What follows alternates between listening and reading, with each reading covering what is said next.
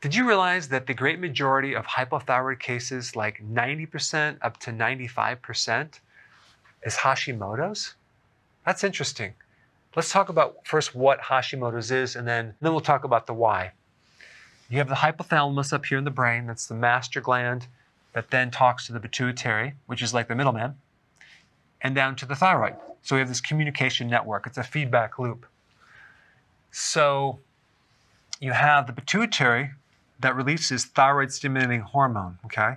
And that has two purposes. One is to tell the thyroid to release more hormone and to increase the growth of the thyroid itself. So what's happening is either there is a low T3 or T4 going on somewhere in the body that is failing to send back signals to the pituitary and hypothalamus, causing these two to tell the thyroid to make more hormone, okay, and get bigger, or there's an immune problem, which is creating inflammation, which is interfering in this feedback loop, coming from antibodies that are actually attacking the thyroid itself.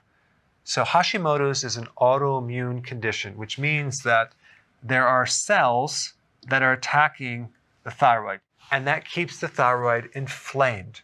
So Hashimoto's is more of an immune problem than a thyroid problem. And the best way to test for it is to get a test that's called thyroid peroxidase antibodies, TPO-AB, or TGA-B. So you can actually have these tested, and if it shows positive, then chances are you have a Hashimoto's problem. Now, the three symptoms for this are stress, anxiety, depression, but you can pretty much have any thyroid symptom.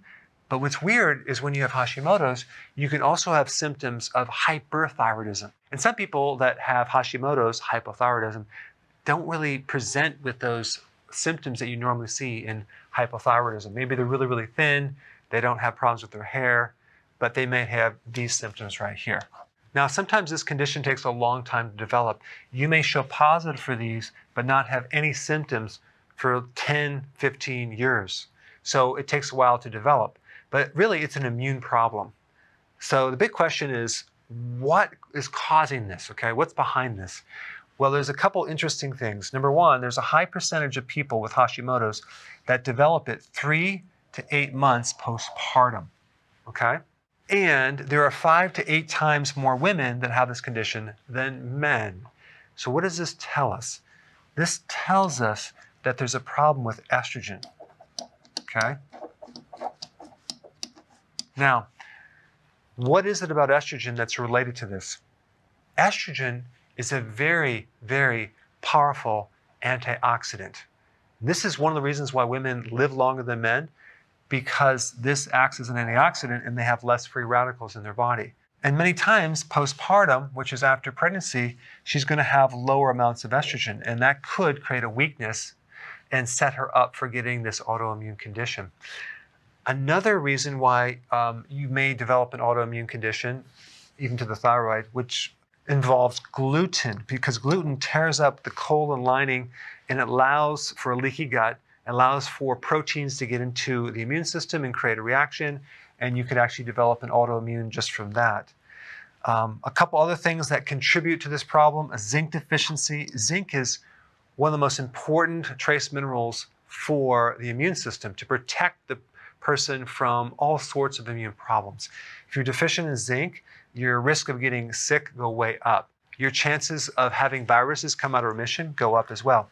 Also, low vitamin D. Vitamin D is involved in the immune system. So if you're low in vitamin D, you're more at risk for Hashimoto's. So we have a combination of potentially low estrogen, which means low antioxidants, and low nutrients, and maybe something that triggered it here. But the last and most important piece of this puzzle is selenium.